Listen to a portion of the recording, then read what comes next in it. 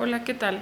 A continuación vamos a hablar un poco del mejoramiento genético vegetal in vitro y también de algunos métodos de transformación genética.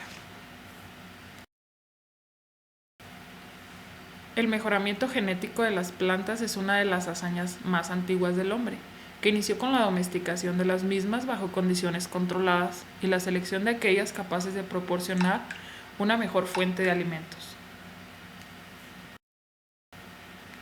Todo ello con el objetivo de incrementar su producción, resistencia a plagas y enfermedades, adaptación a ambientes específicos, regiones y algunos de sus usos.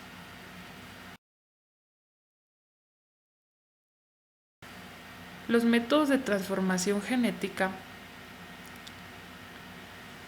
Para empezar, quiero enfatizar en la palabra transformación. La transformación de una célula.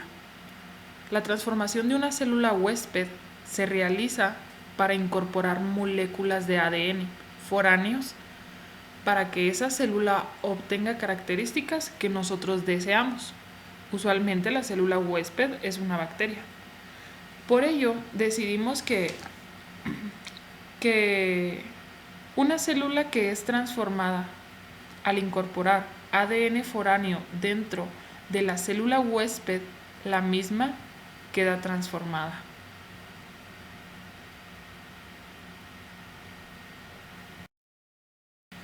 El primer método de transformación genética del cual estaremos hablando será el sistema natural de Agrobacterium tumefaciente. Es un método natural que utiliza dicha bacteria como vector biológico, ya que posee un megaplásmido del que se transmite un fragmento denominado ADNT, ADN transferido. En este ADNT se colocan los genes deseados y mediante un cultivo con las células candidatas a la transformación se llevan a cabo la transferencia. Agrobacterium es un género de bacterias negativas que causan tumores en las plantas.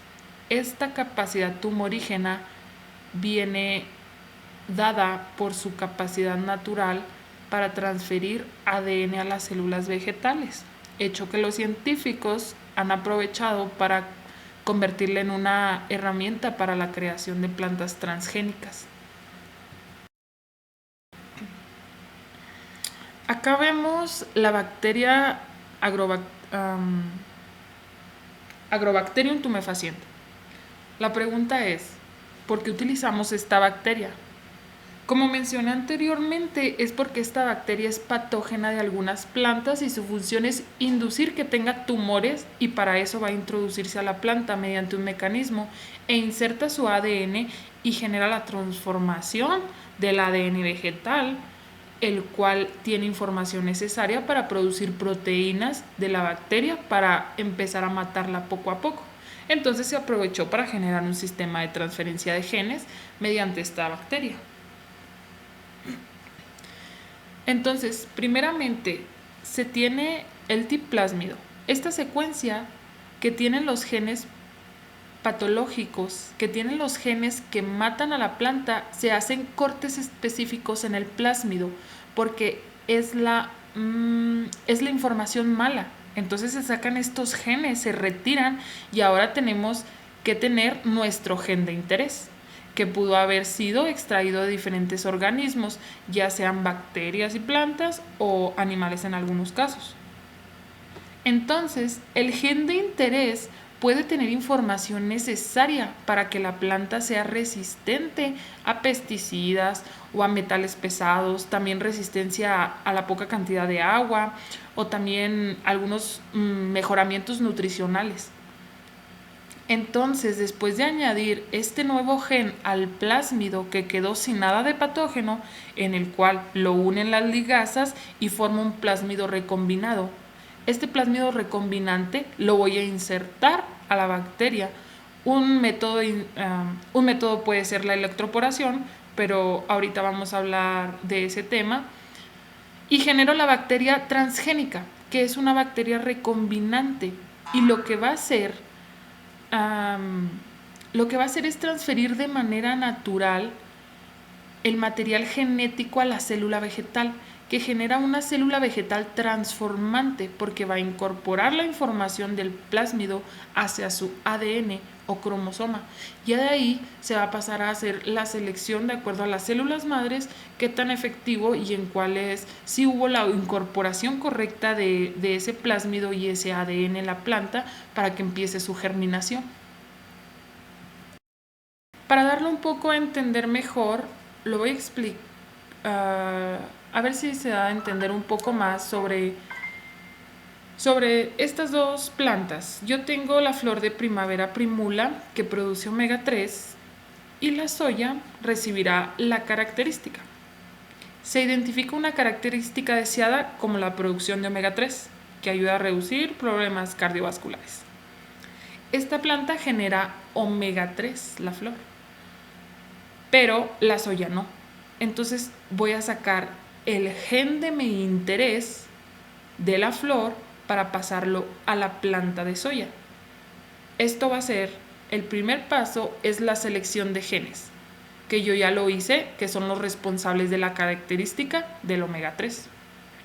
Paso a retirar esos genes y de ahí voy a hacer una transferencia de genes. El gen responsable de la producción de omega 3 se transfiere al ADN de la soya, pero primeramente va a ser mediante un vector. El vector es la bacteria Agrobacterium tumefaciens, al cual va a ser adherida y ya después se va a inducir a la semilla de la soya, la cual va a ser introducida en la tierra o en algún lugar para que empiece a germinar esa planta de la soya para ya yo tener la característica que yo deseaba sobre aquella planta.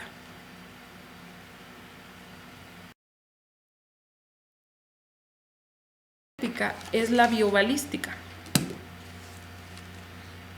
Esta técnica consiste en disparar partículas de metal, de oro o tungsteno, cubiertas con el material genético deseado, que vendría siendo el ADN, impulsadas mediante descargas eléctricas o presión de aire o gas. La biobalística presenta ventajas con respecto a otras técnicas de genes, ya que de manera directa y al azar se insertan los genes deseados en los núcleos de las células, proceso físico que ocurre debido a la presión empleada y permite su incorporación al genoma de la planta. Una de las desventajas de este sistema es que es costoso y que requiere suministros de alta calidad y equipos y personal especializado. Aquí podemos ver un pequeño ejemplo de un proyectil que contiene microbolas bañadas de ADN, que son las microbolas de oro o de tungsteno, que van a ser disparadas a través de ese aparato para llegar a las células vegetales. Aquí vemos distintos aparatos en imágenes del lado derecho. Tenemos una pistola y tenemos una cámara de vacío que vendría siendo de helio, en el cual de las dos se puede incorporar la electroporación. La electroporación es una de las técnicas frecuentemente más usadas para la transformación de bacterias. Esta técnica consiste en aplicar pulsos de campo eléctrico de alta tensión y de corta duración. La electroporación de protoplastos o de células intactas utiliza pulsos de corriente eléctrica para fabricar canales en la membrana celular en forma transitoria e inducir el ADN de interés.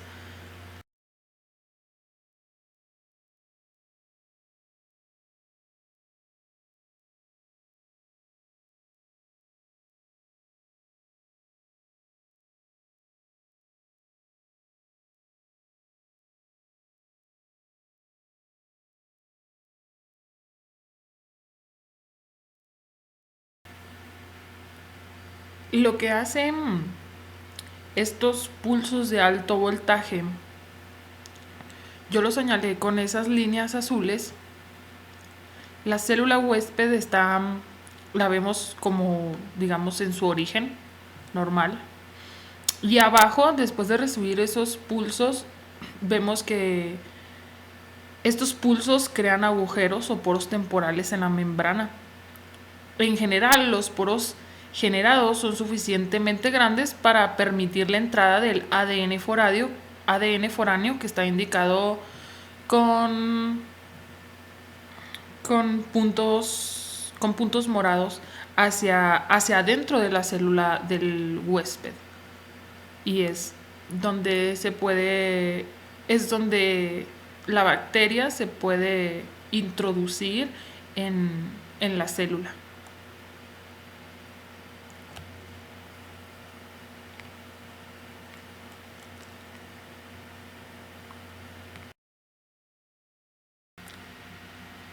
Otro vendría siendo la microinyección de ADN. Otro método. Y este utiliza células inmovilizadas para internalizar el ADN directamente al inyectarlo a cada célula blanco de manera individual. Esta técnica no ha tenido gran aplicación debido al grado de dificultad para cultivar células individuales y posterior regeneración a las plantas.